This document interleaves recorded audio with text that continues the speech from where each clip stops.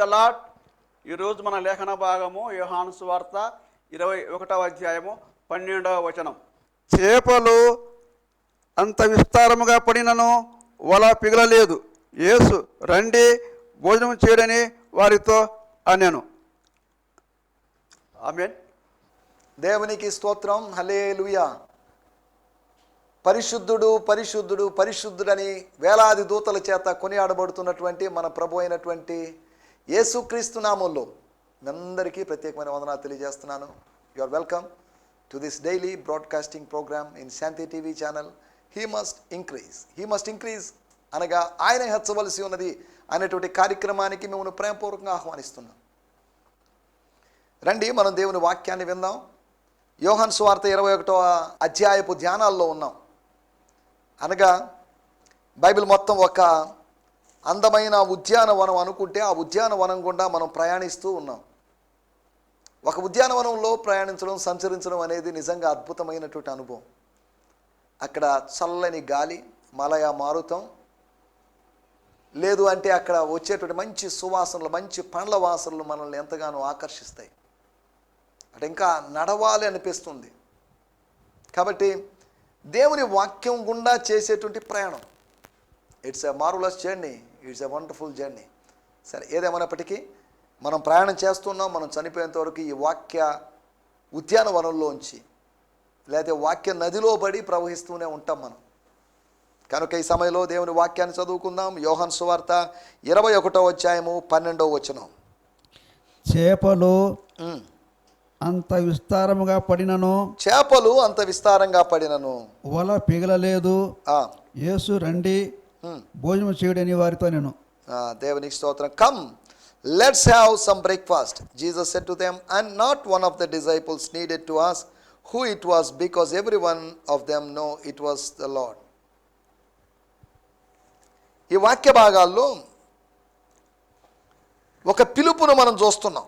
పైన వచనాల్లో ఇప్పుడు పట్టిన చేపల్లో కొన్ని తీసుకొని రండి, చేపలు తీసుకొని రండి, come with blessings, come with sources అని ప్రభు ఇచ్చిన పిలుపు చూస్తున్నాం. కానీ ఇక్కడ భోజనం చేయడానికి రండి,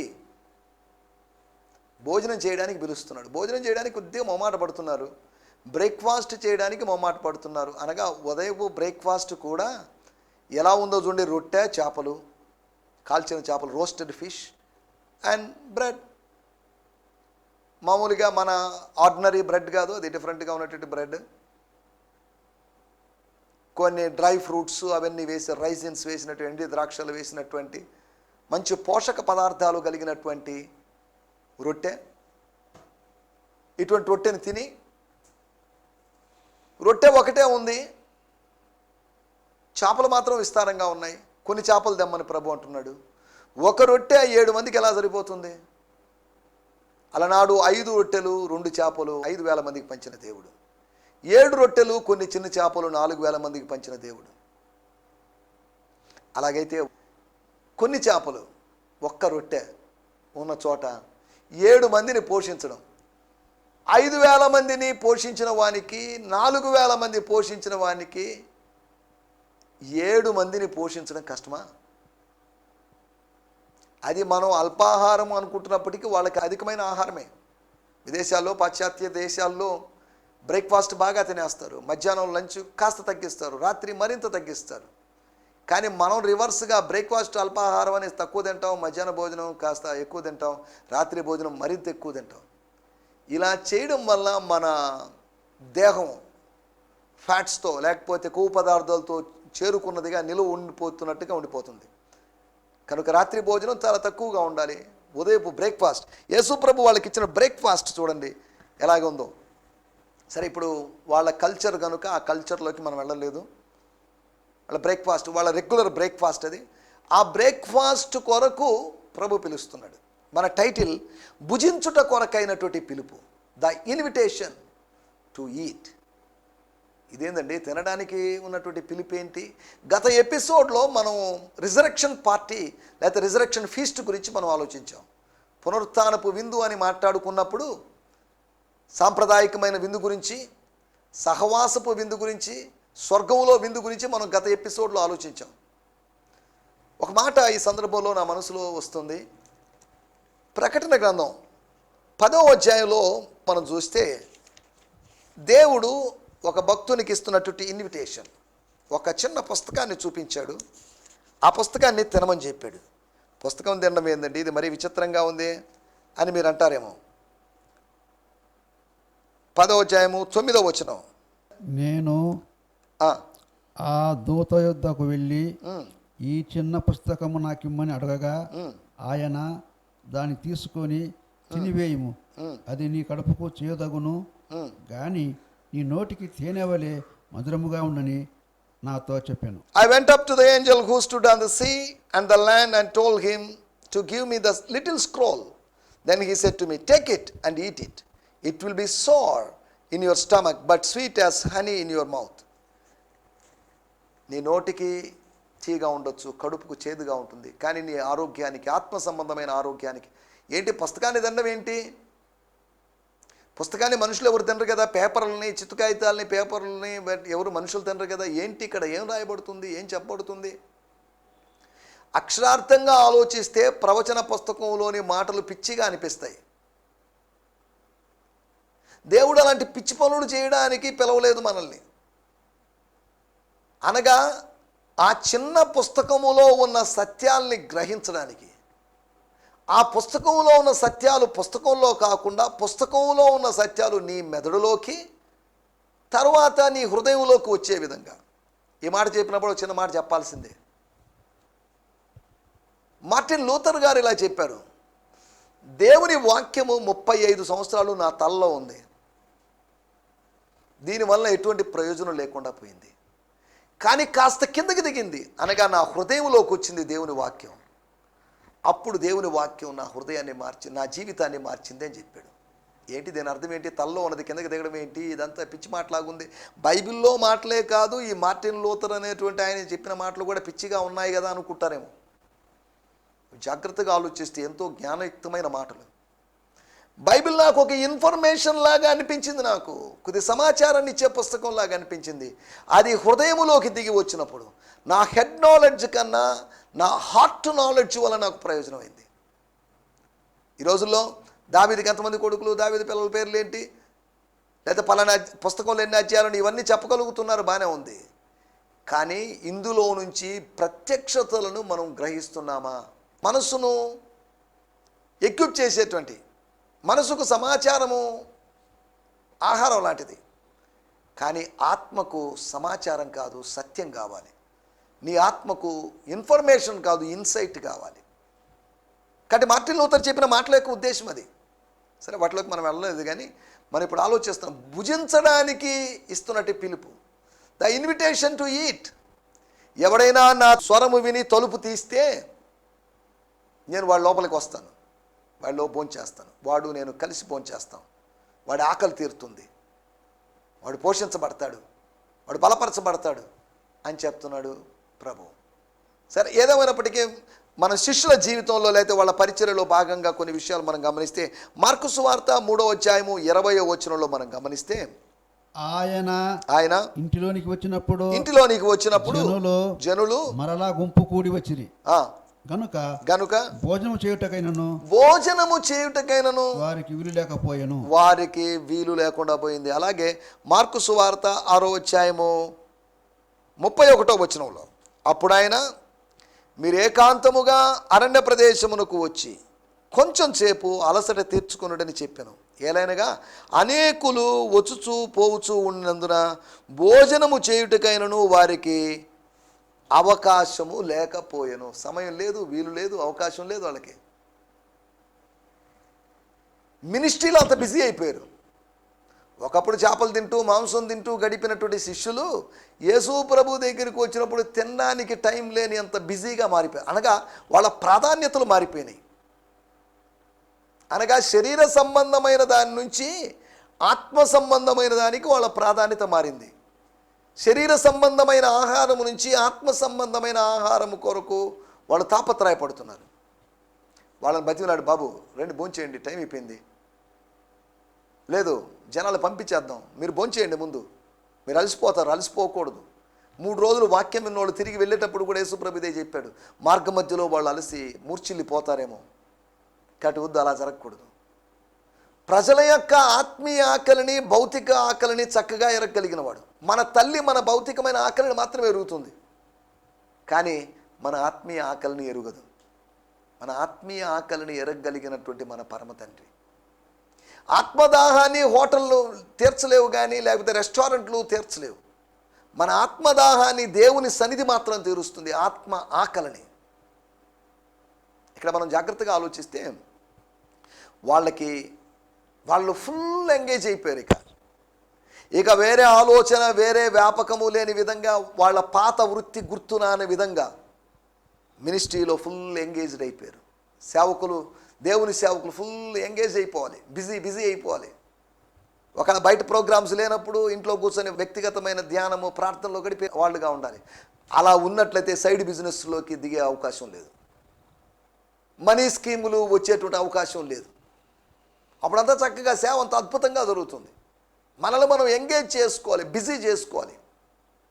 బిజీ నటించాలని కాదు, మనల్ని మనం we should equip our selves or engage our selves for the work of the Lord. దేవుని పని కొరకు మనల్ని మనం ఎంగేజ్ చేసుకోవాలి. సరే, దేవునికి స్తోత్రం. బిజీగా ఉండాలి. Being under saviour's yoke, Satan's yoke కాదు, సేవియర్స్ యోక్ కింద మనం ఉండాలి. ప్రభు యొక్క కాడి కింద మనం ఉండాలి. బిజీగా ఉండాలి. ప్రభు సేవలో నిరతం ఉండాలి, నిమగ్నమైపోయి ఉండాలి, లీనమైపోవాలి. ఏ విధంగా యోహాను సువార్త 21వ అధ్యాయం మనం చదువుకుంటున్నట్టుగా పై బట్ట లేని విధంగా టూ మచ్గా ఇన్వాల్వ్ అయినట్టు మినిస్ట్రీలో టూ మచ్గా వెళ్ళిపోదాం, ఇంకా ఎక్స్ట్రీమ్గా వెళ్ళిపోదాం. ఏదో టైంపాస్ కోసం మినిస్ట్రీ చేసేవాళ్ళుగా కాకుండా, ఏదో జాబ్ అన్నట్టుగా మినిస్ట్రీ చేసేవాళ్ళు కాకుండా, ఇది జీవితము అన్నట్టుగా మినిస్ట్రీ చేసేవాళ్ళు కావాలి. సరే, దేవునికి స్తోత్రం. మనం వీటిలోకి వెళ్ళడం లేదు, కానీ మనం ఆలోచిస్తున్న విషయాలు భుజించడానికి దేవుడు ఇస్తున్నటువంటి ఇన్విటేషన్. తను ఇచ్చిన ఇన్విటేషన్, నేను జీవాహారాన్ని నేనే, కమ్ అండ్ ఈట్ మీ. జీవజలము నేనే, కమ్ అండ్ డ్రింక్ మీ. దప్పికొన్న వాళ్ళారా, నీళ్ల యొద్దకు రండి. మీ దగ్గర డబ్బులు లేవా? No problem. రూకలు లేకనే నో ప్రాబ్లం, వచ్చి తాగండి, తినండి, ఎంజాయ్ చేయండి. ఆహారము కాని దాని కొరకు ఆహారమును రూకలు ఎలా ఇస్తారు? ఆహారము కాని దాని కొరకు, ఆహారం కాని మాదక ద్రవ్యాల కొరకు, మత్తు మందు కొరకు, మద్యము కొరకు, రకరకాల ఆహారం కాని వాటి కోసం మానవుడు తాపత్రయపడుతున్నాడు. ఆహారం కాని దానికోసం తాపత్రయపడొద్దని దేవుని వాక్యంలో రాయబడింది. భుజించడానికి దేవుడు ఇస్తున్నట్టు పిలుపుని చూద్దాం. మనం ఇక్కడ ఆలోచిస్తున్నటువంటి 3 విషయాలు నేను మీకు, అసలు ఎందుకు వాళ్ళని భోజనం చేయమన్నాడు, భోజనం చేయాల్సిన అవసరం ఏంటి, దేవుడు ఏ ఉద్దేశంతో వాళ్ళకి ఆహారం సప్లై చేస్తున్నాడు. చదవండి మొట్టమొదటి మాట, మొదటి రాజుల గ్రంథము 19వ అధ్యాయము, 1 Kings 19th chapter 7th verse. అయితే యెహోవా దూత రెండవ మారు వచ్చి అతన్ని ముట్టి నీ శక్తికి మించిన ప్రయాణము నీకు సిద్ధమై ఉన్నది, నీవు లేచి భోజనం చేయమని చెప్పినప్పుడు అతడు లేచి భోజనం చేసి ఆ భోజనం బలము చేత 40 రాత్రింపగళ్ళు ప్రయాణం చేసి దేవుని పర్వతం అని పేరు పెట్టబడిన హోరేబునకు వచ్చి. దేవునికి స్తోత్రం. చాలండి సార్, చూడండి. రెండో మారు దేవదూత వచ్చి తట్టి, బాబులి ఏంటిది ఇంకా నిద్రపోతున్నావేంటి, ఓ సోమరి లీ అని అనలేదు, కానీ ఓ సోమరి, ఓ నిద్రపోతా అని పిలిపించుకున్నాడు యోనా గారు.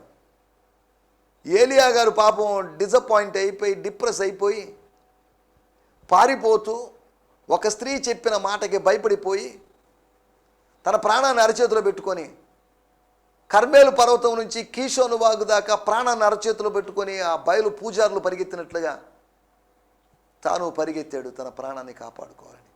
దేవుని పర్వతమైన హోరేబుకు వచ్చాడని దేవుని వాక్యం రాయబడింది. అది ఆత్మకు ఆశ్రయపురం. యోర్దానికి అవతల 3, యోర్దానికి అవతల 3 ఉన్న ఆశ్రయపురాలు ఉన్నాయి పాత నిబంధన గ్రంథంలో, యెహోషువ గ్రంథంలో. కానీ అవి శరీరానికి ఆశ్రయపురాలు. దేవుని సన్నిధి ఆత్మకు ఆశ్రయపురం. The presence of God is the city of refuge for our spirits. మన ఆత్మలకు, మన లోపల ఉండే ఇన్నర్ బీయింగ్స్కి అవి ఆశ్రయపురాలు లాంటివి. యేసు మన ఆశ్రయపురమైనాడు.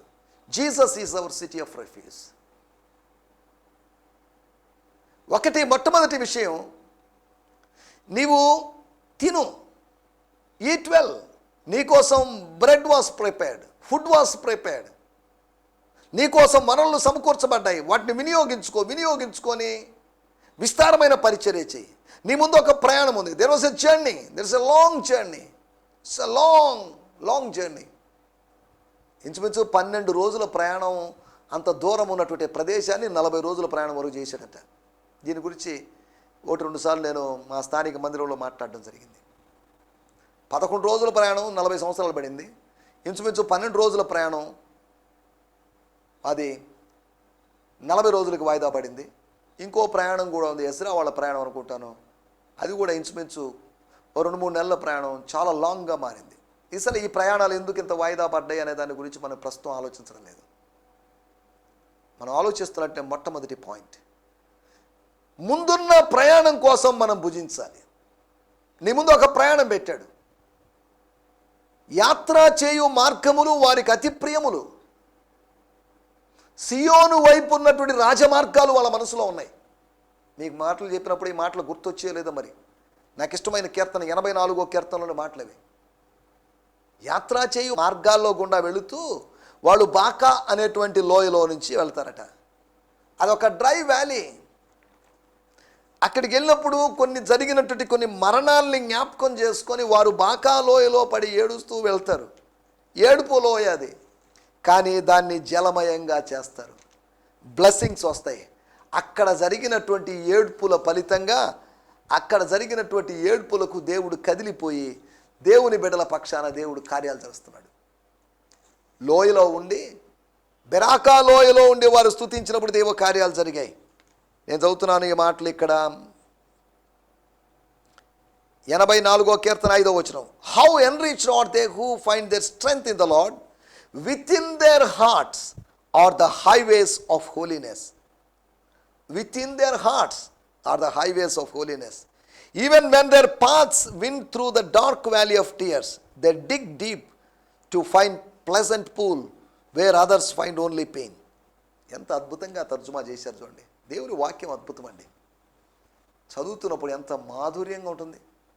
సరే, దేవునికి స్తోత్రం. ఒకటి, ముందున్న ప్రయాణం కోసం మనం భుజించాలి. ముందున్నటువంటి ప్రయాణం కోసం మనం ఆత్మ సంబంధంగా భుజించాలి. ఏలియా మినిస్ట్రీ అయిపోయింది, ఇక చాలు, దిస్ ఈజ్ ఎనఫ్. మాటికి నేను ఎదుర్కోలేను ఈ వ్యక్తుల్ని.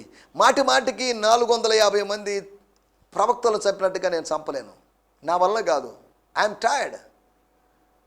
నేను టైర్డ్ అయిపోయాను కాబట్టి రిటైర్డ్ అయిపోతాను, నాకు వద్దు, నేను మా పితరుల కన్నా ఎక్కువ కాదు, కిల్ మీ అని మాట్లాడుతున్నటువంటి ఒక ప్రవక్తను చూస్తున్నాం. దేవుడు వెంటనే అతన్ని చంపాడని కాదు, కానీ మనం కొద్ది జాగ్రత్తగా ఆలోచిస్తే అతన్ని వేరొక చోటకి దేవుడు తీసుకుని పోయినట్టుగా చూస్తున్నాం. తర్వాత వేరొక చోట ఆయన అక్కడి నుంచి ఒక ఉత్తరం రాసినట్టుగా చూస్తున్నాం. ఇప్పుడు వాటిలోకి వెళ్ళడం లేదు. మొట్టమొదటి మాట, ముందున్న ప్రయాణం కొరకు ఒక లెవెల్ నుంచి మరొక లెవెల్లోకి, ఒక స్టేజ్ నుంచి మరొక స్టేజ్లోకి, నీ మినిస్ట్రీ ఒక లెవెల్లోంచి మరొక లెవెల్లోకి వెళ్తున్నావు. ఆ ముందు ప్రయాణం ఉంది కాబట్టి భుజించు, ఆత్మ సంబంధంగా భుజించు, వాక్యాన్ని బాగా భుజించు, బలపడు. ఆ భోజనపు బలముతో 40 దినాలు ప్రయాణం చేశాడంట. దేవుని స్తోత్రం. ఇవ్వబడిన, అనుగ్రహించబడిన భోజనం 40 సంవత్సరాలు భుజించారు మన్నాని. ఆ భోజన బలముతో తిరిగారు వాళ్ళు.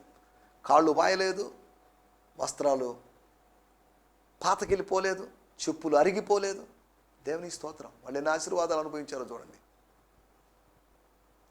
రెండో విషయాన్ని, ముందున్న ప్రయాణం కోసం మనం భుజించాలి ఆత్మ సంబంధంగా. మనల్ని ఒక్కో స్టెప్పు దేవుడు తీసుకుని వెళ్ళాలని ఆశపడుతున్నాడు. Step by step. 1000 మూరలు చీలమండలం లోతు, 1000 మూరలు మోకాళ్ళ లోతు, 1000 మూరలు నడుము లోతు, 1000 మూరలు ఏదవలసినంత లోతు. ఇలా తీసుకోబో అనుకుంటాడు దేవుడు. నేను డీప్లోకి తీసుకోబో, నేను హయ్యర్ ఎక్స్పీరియన్సెస్ తీసుకోబోవాలనేది దేవుని యొక్క ఉద్దేశం. రెండో విషయాన్ని నేను మీకు జ్ఞాపకం చేస్తాను. మార్కు సువార్త 5వ అధ్యాయము 43వ వచనం. జరిగినది ఎవనికి తెలియకూడదని ఆయన వారికి గట్టిగా ఆజ్ఞాపించి ఆమెకు ఆహారము పెట్టుడని చెప్పాను. Jesus had them bring her something to eat. And he cautioned them repeatedly that they were to tell no one about what had happened. Jesus had them bring her something to eat. ఆమె కొద్ది పెట్టండి ఏదన్నా. యేసు ప్రభు చనిపోయిన వారిని ముగ్గురిని లేపారని లేకపోతే సువార్తలు చెప్తున్నాయి. లూకా 7వ అధ్యాయంలో నాయీను అనేటువంటి ఊర్లోని విధవరాలి కుమారుణ్ణి, మార్కు సువార్త 5వ అధ్యాయంలో సమాజ మందిరపు అధికారి కుమార్తెని, తర్వాత యోహాను సువార్త 11వ అధ్యాయంలో లాజరుని, 3 సువార్తల్లో ముగ్గురు వ్యక్తులు ఆయన లేపినట్టుగా. అనగా మత్తయి సువార్తలో ఎవరిని లేపలేదా, లేకపోతే ఇన్నేనా? యేసు ప్రభు లేపిన వారి స్టోరీస్ బోల్డ్ ఉన్నాయి, కానీ అవన్నీ లేఖనాల్లో లేకపోతే సువార్తల్లో రాయబడలేదు. ఎందుకంటే యోహాను గారు చెప్పారు తన శిష్యులు ఎదుట ఆయన అనేకమైన సూచక్రియలు చేశాడు, అవన్నీ రాయబడలేదని. రెండవ ప్రత్యక్షతకి మూడవ ప్రత్యక్షతకి మధ్యలో ఆయన ఎన్నో అద్భుతాలు చేశాడు, అవి రాయబడలేదు. రెండో విషయం, ముందున్న జీవితం కోసం మనం భుజించాల్సిన అవసరం ఉంది. ఒకటి ముందున్న ప్రయాణం కోసం, ముందున్నటువంటి ప్రార్థనా ప్రయాణం కోసం, పరిశుద్ధ పర్వతానికి చేరాల్సిన ప్రయాణం కోసం భుజించాలి. రెండోది ముందున్న జీవితం కోసం. 12 సంవత్సరాలు ఆ పాప బతికింది. ఆ పాపకి ఇంకా 38 సంవత్సరాలు, ఇంకా 48 సంవత్సరాలు, 58 సంవత్సరాలు, 65 సంవత్సరాలు భవిష్యత్తు ఉందో మనకు తెలియదు. ఆమె ఎన్ని సంవత్సరాలు బ్రతికిందో తెలియదు, బ్రతుకుతుందో లేదు మనకు తెలియదు. కానీ షీ షుడ్ ఈట్ వెల్. ఈ రోజుల్లో కూడా 0 సైజు కోసం బాగా సన్నబడిపోవాలి, స్లిమ్గా కనిపించాలని ఆహారం తినకుండా, పోషక పదార్థాలు తినకుండా బలహీనమైపోతున్న వాళ్ళు ఉన్నారు. ఎంతో విచారకరమైన ఆహారం దేవుడు మనకు ఆశీర్వాదంగా ఇచ్చాడు, దాన్ని భుజించి మనం బలపడాల్సిన అవసరం ఉంది. ఒకటి ముందున్న ప్రయాణం కోసం మనం భుజించాలి, అది ప్రభు ఇచ్చిన పిలుపు, దేవదూత ఇచ్చిన పిలుపు. Rise up, rise and eat. రెండవది పాపం లేపి, పాప ఆహారం లేమి వల్ల చనిపోయింది. ఆకలి లేదు కాబట్టి ఆహారం తినడం లేదు కాబట్టి బలహీనమైపోతున్నాం. ఈ రోజుల్లో కూడా ఆకలి మందగించింది. చిరుతిళ్ళు తినడం వల్ల, ఫాస్ట్ ఫుడ్ తినడం వల్ల, ఇన్స్టెంట్ ఫుడ్లు తినడం వల్ల ఆకలి చచ్చింది. మన జీర్ణ వ్యవస్థ మొత్తం దెబ్బతినిపోయింది. చైనీస్ ఫుడ్ అవి ఇవి తింటున్నాం, మనం లేనిపోని ఫుడ్లన్నీ తింటున్నాం. దానివల్ల ఏమైపోయింది? ఆకలి చచ్చిపోయి ఆత్మీయంగా బలహీనులుగా మనం మారిపోతున్నాం. మూడో విషయాన్ని నేను మీకు జ్ఞాపకం చేస్తున్నాను, ముందున జీవితం కొరకు మనం భుజించాలి. మూడో విషయం, అపోస్తుల కార్యములు 10వ అధ్యాయము 10వ వచనం. అతడు మిక్కిలి ఆకలి కొని భోజనం చేయగోరెను. అప్పుడు పేతురు, నీవు లేచి చంపుకొని తినమని ఒక శబ్దం అతనికి వినబడాను. దేవుని స్తోత్రం. ఇక్కడ నేను చదువుతున్నాను, అక్కడ ఏం రాయబడిందో చూద్దాం. 10వ అధ్యాయం 10వ వచనం. He was hungry and wanted to eat, but while lunch was being prepared, he fell into trance and entered into another realm. 13వ వచనం. A voice said to him, Peter, go and prepare them to be eaten. కింద, మిద్దె కింద, మేడగది కింద భోజనం సిద్ధపరుస్తున్నాడు. ఇంకా ఆలస్యం అవుతుంది. ఆయన గెస్ట్గా వచ్చాడు, ఆకలేస్తుంటే ఏం చేయాలో అర్థం కాక పైకి వెళ్ళి ప్రార్థన చేసుకోవడానికి వెళ్ళాడు, పరవశుడైపోయాడు.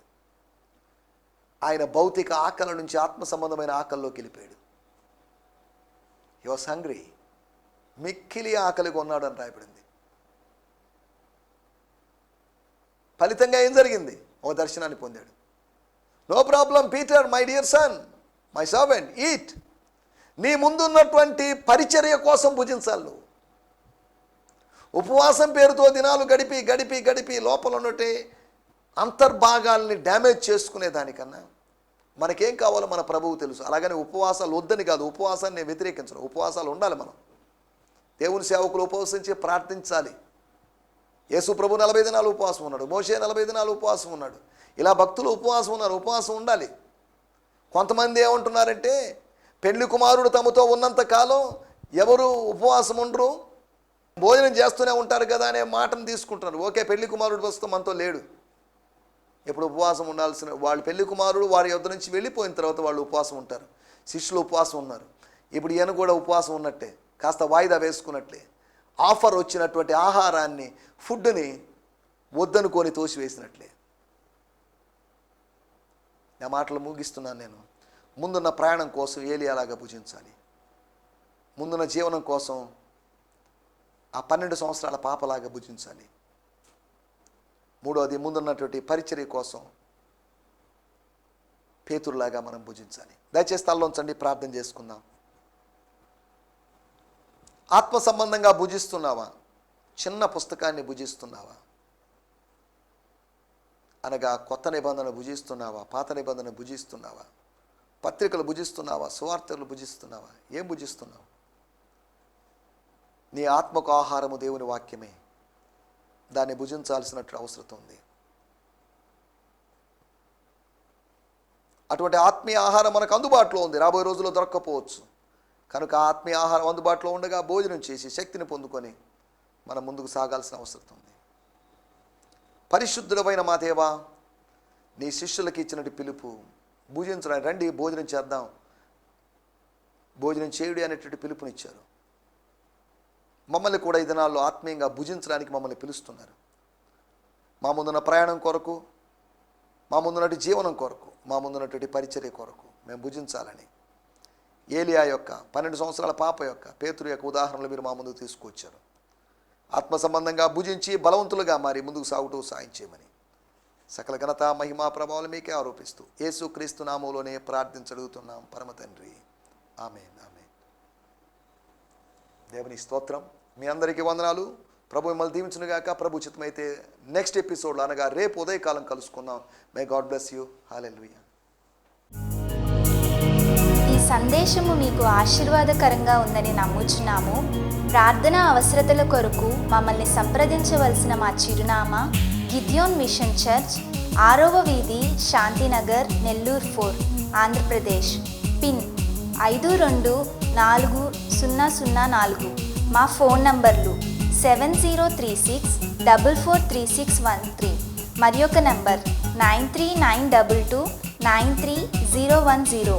మా ఈమెయిల్ ఐడి gfihmi2015@gmail.com. దేవుడు మిమ్మును ఆశీర్వదించునుగాక. ఆమేన్.